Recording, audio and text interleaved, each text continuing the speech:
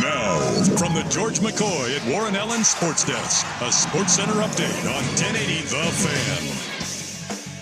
Brought to you by Reynolds Defense Firm. If you've been arrested for DUI, you need a team of attorneys that you can put your trust into. Call Reynolds Defense Firm today, online at reynoldsdefensefirm.com. First on the Fan. On the hardwood tonight, a pivotal Game 5 in the NBA Finals. The Thunder and Pacers knotted at 2 games apiece. Winner of Game 5 in a tied Finals goes on to win over 82% of the time. Tip-off from OKC tonight, just after 5:30 on TNT. The Thunder are favored by 9. Out in Omaha today, Arkansas's Gage Woods twirls a 19-strikeout no-hitter, helping the Razorbacks avoid elimination against Murray State. UCLA and LSU play for a spot in the semifinals in the late game at 4 on ESPN. On the Pro Diamond, the baseball world still buzzing from Sunday's trade, sending Red Sox slugger Rafael Devers to San Francisco for a pair of pitchers and a couple prospects. Elsewhere in the NL West, Shohei Ohtani makes his Dodgers starting pitching debut tonight. It's his first start since Tommy John surgery in 2023. More sports scores and stories in 30 minutes. I'm Ryan Buckley, the George McCoy at Warren Allen Sports Desk. Hurt and missing work, insurance companies acting like jerks. Don't call your mom. Call George McCoy at warrenallen.com. It's back. The 11th annual Fan Golf Classic at Langdon Farms Golf Club happens Tuesday, June 24th. Presented by your local Toyota dealers. Reserve your foursome now at 1080thefan.com. Hear this, right now. Welcome. Primetime with Isaac and Suk. What is going on up here? I never know, man. Unbiased. Shut your mouth. Uncompromised sports talk without the sugarcoating. I hope you're happy. You wasted everyone's life for 30 seconds. Isaac Rupp and Jason Sukanik. Now shut up and let me do my job. The best in sports coverage. This is gonna be great. This is Primetime with Isaac and Suk on 1080 The Fan. Hey, what it do? Oh, what's up? Good Monday. What's going on? What's everybody doing? How we doing? I gotta. Do we really need a 2-hour and 29-minute countdown clock to Game 5? I don't think we do. Are you seeing that? Yeah, right there, right up. I sat down. I ahoyed, and I looked up, as I often do on the television here, and there's a countdown clock. Now I'm all for a countdown clock, but. Boy, 2 hours and 29 minutes and change? I think you gotta start that countdown clock like maybe 30 minutes, 20, 25, 2.5 hours. Who's sitting here watching ESPN being like, man, good thing that countdown clock's up. Whew, wouldn't want to miss a second of this coverage. And whoever this dude is and his big forehead. Do you think they have research that shows countdown clocks get people to watch more than non-countdown clocks? I am convinced that ESPN has their head so far up their ass that like nothing just I've never seen an entity just be so big try to kill themselves quite like ESPN. So you don't think they have research? I do not think so. You just think they think that's cool. Yes. Someone in a meeting was like, guys, I know we're struggling. People aren't watching. They're a little upset with us, but I got a way to bring them back. Countdown clock. Genius. Countdown clock and Kendrick Perkins. What more could we possibly need? Did you see what they're actually doing tonight to maybe try and bring people back for the first time since 2013? What? On ESPN? On ESPN, they're doing lineup introductions. Oh. Like they're doing the in-stadium lineup announcements. Yeah. North Carolina. They have not done that for 12 years, and they're doing it tonight for the first time. I don't know why you wouldn't just always do it. It's a lot better than because listening it's way better for the build-up. It's Stephen A. Smith, Kendrick Perkins, and Bob Myers, Wait a minute. God's sake. Are you talking about in the arena? No. They always do it in the arena. They're going to televise it. Oh. It's never televised. No. It hasn't been for the last 12 years. Everyone does lineup introductions, but they never show it on TV because they're busy, again, yelling at each other over God knows what. So you'll occasionally see it on local broadcasts if a guy's making his return to the building, like Dame coming back to Moda or something like that, but not typically for a national game. You would be so better to lose some of the dip-esses yelling and just give you more of the crowd experience. Yep. Like, and I'm biased because I'm a hockey guy. But one of the things that I think that the NHL does is they lay out a lot and give you the crowd experience. Every hockey game you watch, you will get all of the anthem. You get the pregame stuff. You get the guys on the ice skating around. And it lets you feel like you're in the building a little bit. This is the other one. I would love to see the market research.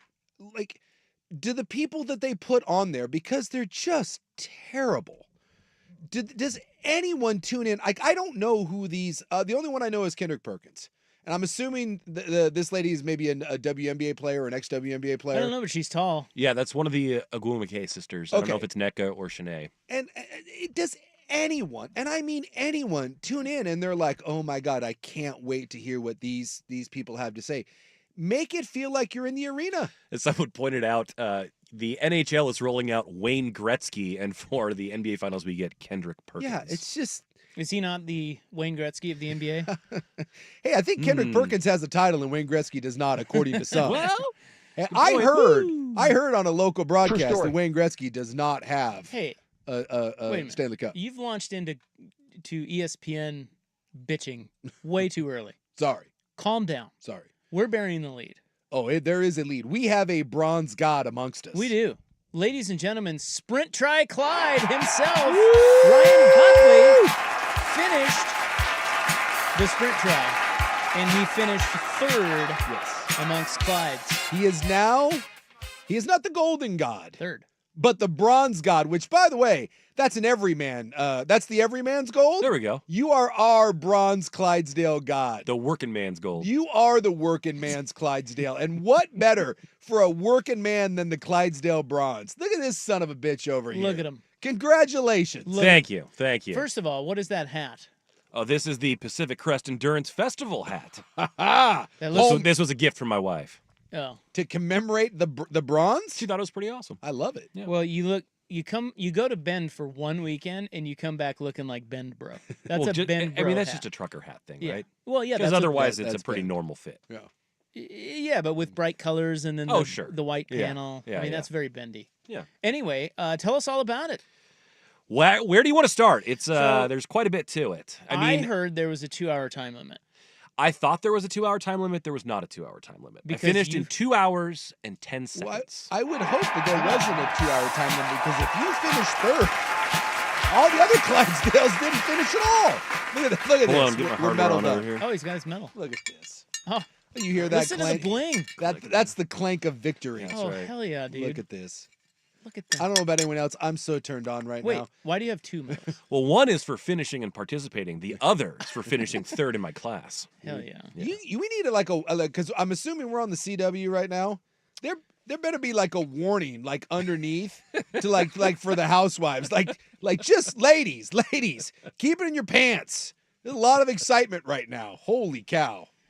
Well, okay, so you did the swim first. The swim first, and there was positive and negative to the swim. I was concerned when I figured out the day before that the temperature of the water was 58 degrees. I knew it was going to be coldish, and I was going to have a wetsuit, but I was expecting 60, 65, and I'm like, that sounds a little chilly. And the more concerning thing, which I hadn't considered at all, despite being in high desert in June, the morning temperature at around 7:30 a.m. when this chilly. thing started, about Yeah. 45 degrees. Ah. So Crisp. and on top of that, the race hub where you finish and also where you keep your bike and your change of clothes and stuff like that for the transitions, that's not at the beginning of the swim. You have to walk to that point. And so you do a half-mile walk in your bare feet in 45-degree weather Oh my in God. your wetsuit to start the day. They don't And tell you so that part. That's Probably I mean, people were wearing shoes, and you could, I guess, put them in a bag with your little station number back at the hub, and someone would bring it back, but there's no guarantee you'd get like your race shoes back in time from your swim. So most people just walked over there barefoot, and then when people got over there, everyone was so cold. The water's about 15 degrees colder than it was, or warmer than it was outside. So people just started walking in the water, waiting around because it was warmer than just standing there. You know what I love about Buckley right now and for the rest of eternity The clank. is that when he talks on the radio, you can hear his medals clanking. Now the real question comes in from the text line. We're assuming that later that evening, the only thing that was worn in the celebratory, what have you, was indeed the clanking of the medals. No, that would not be accurate. Oh. That comes later, I think. No, I was- But we were sharing So a house what- with my parents and the two Oh, littles. the So, clanking it wasn't was really. would have been too much. Probably. My sources tell me that you puked. Yeah, that's right. Because your source is me, and I sent you a video where I talked about me puking. Oh. Well, what? Okay, so what That happened? would be sources Yeah. close Yeah. to the bronze god. That was like when Rick Bucher was reporting that Chris Webber wanted out of Golden State, and management went on a witch hunt trying to figure out who was leaking it, and it was Chris Webber. Chris Webber. Yeah. The puke was precipitated by the first mile or so of the run. At that point, I was actually feeling pretty good, and my legs felt good coming off the bike, better than I thought they would. But what I didn't anticipate, and the only thing that I probably should have known but didn't, is that the run included quite a bit of trail and quite a bit of hills. And I looked at the map the day before, and it looked like it was all along the river, so I thought it was pretty much all going to be flat. Wrong. Not the case. So Wrong. you empty the tank a little bit going up the first hill in the first mile, and then they have a nice refreshment station for everyone, which is pleasant, and they tell you Get an IPA? no IPAs. That was after the race if you wanted it. But they said this water has electrolytes and this water doesn't. And it's just like the tear-in, like poured in packets. Wasn't Gatorade, it wasn't anything else. But I just grabbed the electrolyte water and I take a small cup of it. And it's kind of like salty. And it goes down and it hits my stomach and immediately just does not agree with me. And so I keep running, and I'm about 150 yards past the refreshment station, and I'm like, I don't feel very good. And I didn't really eat anything solid in the morning because I didn't have much of an appetite. So this salty electrolyte water was mixing with like a chocolate protein shake, and that wasn't pleasant. So I didn't even pull over to the side of the trail. I just kind of leaned off the side of the trail, let it go, and then I kept going. Yeah. Wow. Look, you can't stop a Clydesdale with a little nausea. Of all the Clydes, do you think he's the only one that puked? Maybe. And puked and rallied? And I also think I probably had some river water down there as well. So I'm saying, Nice job, if the Bucky. bronze god Clydesdale puked, I'm guessing there's some other Clydesdales that probably let it go as well. I don't think that was the only one. I find that hard to believe. Man. Yeah. So 2 hours. It took you exactly 2 hours. 10 That's seconds. good. Yeah. Yeah, In 10 seconds. 10 That's right. extra 10 seconds. And they give you a little card, or they send you like a little digital card afterwards that breaks the race down for you. Yeah. If I had been wearing a watch, I very much could have, and I think would have broken the 2 hour would have pressed mark. it a little. I would You would have have known. that, and also if you look at, they give you your transition times, how much time you spend between each leg. Yeah. My transition time between the swim and bike was atrocious. You're getting the wetsuit off, you're doing a full change of clothes. Yeah. The other thing is, you're walking on grass that, because it's still cold, is frosted over, so your feet are like nearly numb when you come out of the river. And I'm like trying to warm my feet up before I put my socks and shoes on for the bike. And you just got to go. I spent like 7.5 minutes in that transition. Why don't you wear little paddle socks? So there were a handful of bros out there who had little booties. So they know what's up. I guess, yeah. And but most did not have that. I also feel like maybe the wetsuit, I mean, is it more trouble than it's... No, it was necessary. Out of hundreds of people, I counted maybe 8 that did not wear a wetsuit at all. There were maybe 6 dudes, only one of whom was in a Speedo, and then there were 2 gals who wore like a one piece, but everybody else was in a... I would have given anything if Buckley showed up to the water smoking a heater wearing a Speedo and was like, all right, bitches. This dude was like, let's do this. He was like Maryland Pride. It was like the Maryland flag on his Speedo. Yeah. Wow. And so the big question becomes, now that you are officially a bronze god, will the bronze god compete again, or will you choose to retire on the high note? I don't think I'm hanging him up yet, boys. Look at that. Really? Yeah, I think I'm going to do it again. We were having this debate on Friday while you were gone. This is an upset. Wop it was a one-off. Wop was convinced this was a one-off. I'm not sure that would have been the case if you asked me on Friday. But you loved it. The thrill of victory. The experience was really cool. People had told me that like the community is very welcoming and supportive and stuff, and I wasn't even particularly interested in that aspect of it. But you got there, and there's definitely like just a cool, happy, positive vibe about the whole thing, and it ended up being a really cool experience. And then the thing that I really didn't anticipate was how cool my 4-year-old thought the whole ordeal would be. Yeah. And I guess he was, according to my wife and my mom who took some video, he was running around the house the morning of the race when I was already gone, yelling that I was a champion and that I was the best. And he was like memorizing all the legs of my race. And then he had signs for me and was high-fiving. And now he says he wants to do a race. And I did not, I thought, there's maybe a little bit of like cool, set an example byproduct, but my 4-year-old was really into it. And so that made me excited. Look at that, the fatherly pride. On Father's Day weekend. Yeah, that's great. You're like JJ Spawn. That's right. Oh, yeah. I am the JJ Spawn of the Northwest Sprint Tri-Clydesdale division. Well, and you said you had fun. I'm guessing you were a little scared going in. I definitely had butterflies. Yeah. I just kept reminding myself that, like, at the risk of sounding too philosophical, being scared is good, and pushing yourself to do new things is too. And it's like you're prepared enough for it that, like, you're not gonna die. Yeah. You're probably gonna finish, and you'll figure it out. And so there was a lot of unknown and ambiguity, and that gives you a little bit of nervous energy for sure. That was a thing the night before and the morning of, but you get there and you start having conversations with people, and it immediately, like, gets easy. More important, you get that medal around your neck. That's right. and that sweet Pilsner at the end of the race. Look at that. Yeah. Congratulations. Thank you. We were hoping for just non-death. And I was now, too, to be honest. You flourished. You flourished. You're probably my favorite Clydesdale. Ooh, who else is in the running? Well, I Look, don't know. I that's just don't not want to the- be yeah, definitive. Okay, fair. That's fair. Again, I'm with you. As of right now, if we're power ranking our Clydesdale, He's number one. you may be number 3 on the podium, but you're number 1 in our hearts. Because I Oh, can't that's think of sweet. another one yet. But I got to make sure. Yeah. You never know. I Fair I mean, need to see the list. Yeah. no.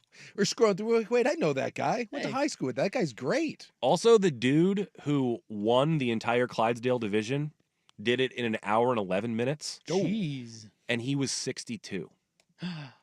Was he really a Clydesdale or was he like No, he wasn't a Clydesdale. I'm saying of anybody who did the sprint try. Yeah, okay. Of anybody who did the sprint try. I was like, there's no way the fastest Clydesdale was an hour 42. I was gonna say Oh. Clydesdale's So I was not doing one. I was of that. 18 minutes behind that, and I feel like if I cut down on my transition time and sans pukey, I'm not contending with that, but I could probably have shaved 5 minutes off Son or of a something gun's like gunning that. for. He's not happy think- with bronze. Yeah, I think you can get there. I think he's gunning for silver, maybe gold. What was the best time? The best time, well, that was the 1:11 the was guy the who best did an time? hour 11 minutes was the Yeah. best time for the distances of my events. Yeah. That dude's humming. Well, we're happy for you. Yes. We're proud of you. And I also have to say thank you. Another applause. I for didn't you. anticipate when I brought this up here that it would be such ongoing fodder, but it has brought in a ton of support. I got Instagram messages from our listeners. I got Twitter messages from our listeners. People wishing me luck and congratulations on the YouTube, on the text line. It's you guys both texted me individually, separate from our group thread, and between friends, family, and surprisingly, like the workplace, I felt incredibly supported. So thank you. Did you cry? No, I did not cry. I'm a big fan of doing stuff outside of your comfort zone, and like I said, I like doing hard things, and so I encourage people to do stuff that's difficult. It's good for you. The human being is not supposed to sit around and die a slow comfort death. Get out there and put some dents in it, man. And my wife thought it was hot. That's the big one. Yeah. Hell yeah. She said one of the most ambitious things she's seen me do. I love it. Wow. Yeah. We got a lifestyle change. What a here, weekend boys. for you. This is a weekend. God, things are looking up. Hell What if he yeah. gets that midday gig? Oh my God. The Oh my sky's the limit. What the hell are we gonna do with this guy? Yeah, we're gonna have in to his put- ego. We're gonna have to put a stop to that. Yeah. We're gonna have to kneecap him on that Sabotage one. is in. All right. Well, Buck's back. He's puffing out his chest with his hot medals and his bend bro hat. Mm-hmm. Sook's here. He's no longer sick. No, well, a little bit, but I'm I here. feel better. I'm feeling good. 4-day work week. Oh yeah, we're off for Juneteenth. I know. I don't know how I'm gonna celebrate it. Well, actually, I do, but I know how.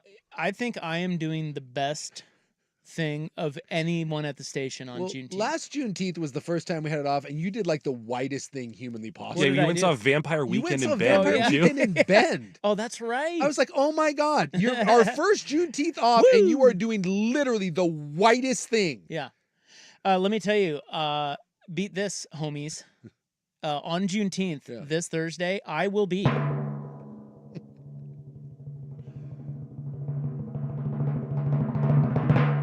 golfing with the black guy. Wow. Thank you. Wow. Oh my god. Thank you so much. Vampire Weekend to golfing with a black guy. I told him, You're like MLK at this point. I kind of am. Yeah. I Black, told him, please, I thank said, you know, this is pretty special for you and me. This might be your first Yeah, time? do you think he feels privileged about this opportunity? No, he does not. I mean, a lot is happening. But I said, listen, Boy, this who better to play golf with on this day than you, my friend? show. Look, there's a lot of radical changes going on here, and now I got nothing, boys. Can you beat that? I got nothing. Man. I'll let you know how it goes. I got a though. drop I can please. play that I'm not going to. Please don't. All right. Headlines. A lot of it next on The Fan.